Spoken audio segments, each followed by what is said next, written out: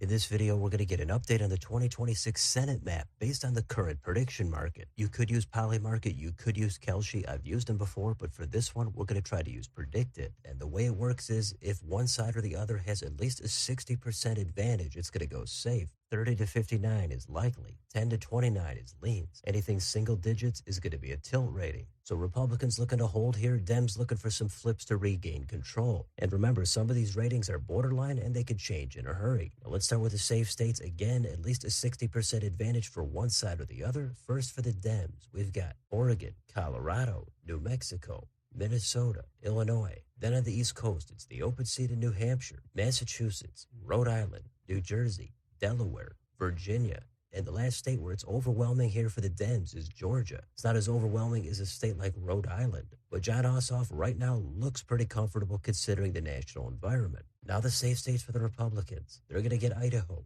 Wyoming, South Dakota, Kansas, Oklahoma, Arkansas, Louisiana, Kentucky, Tennessee, Mississippi, Alabama, the special election in Florida, South Carolina, and West Virginia. Again, some of those closer than others, but we're going to go down to the likely states. Again, a 30 to 59% advantage on Predicted. And we're already running low on states, but for the Dems, they're going to get Michigan. This is the open seat, and this race is actually getting a little more compelling. We've got Abdul El Sayed for the Dems. He's been leading in the markets. They can make it a little bit easier for Mike Rogers in the general. We'll see what happens. The other state is North Carolina. This would be a flip and a pickup for the Dems. It's Roy Cooper against Michael Whatley. Cooper clearly the stronger candidate. It's not a guarantee, but it looks like he's favored. Now the likely states for the Republicans. First is Montana. This was the Steve Daines seat, but he kind of dropped out at the last second. So Dems didn't really get to make the play they might have wanted to here with Daines out of the running. So now we might be looking at an independent candidate against Kurt Almey, the main Republican in the race. The other likely rating here is Nebraska. This should be Ricketts against Osborne, the independent. It's Osborne's second run in a row, and his internal polling usually shows him highly competitive, sometimes even in the lead. Ricketts seems to be stronger than Deb Fisher. However, the national environment going to be a little bit more favorable here for the Dems than in 24. So Osborne still the clear underdog. Now we'll do the most competitive states. Let's start in Alaska. Here it's Sullivan, the incumbent Republican, against Peltola. The top four primary and the ranked choice makes it a little bit more complicated, but Peltola could pick this up. Dems won a Senate seat here in 2008. I'm far from writing off Sullivan myself, but right now the market is showing Peltola having a lean rating here.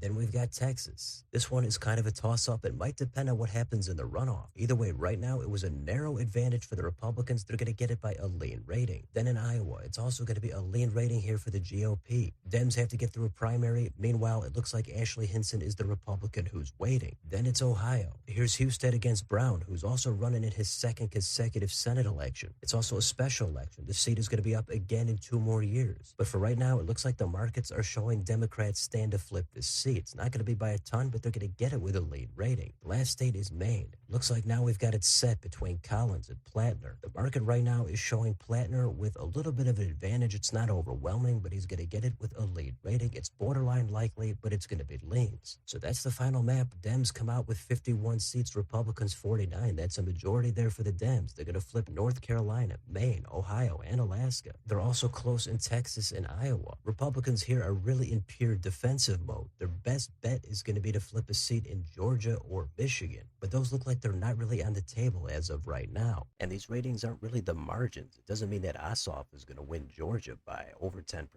It just means that he's very, very likely to at least win it by a slight margin. Everything could look different in 3 or 4 months, who knows? But for right now, this is what the markets are showing. Dems are narrowly going to regain control here. So let me know in the comments, what do you think about the Senate map based on the prediction markets? Do you think it's a little bit too red? Maybe you think it's a little bit too blue. Let me know which race you're taking a look at down below on your way out. Don't forget to like, share, and subscribe. Join if you'd like to support the channel. Thanks for watching. I'll see you next time.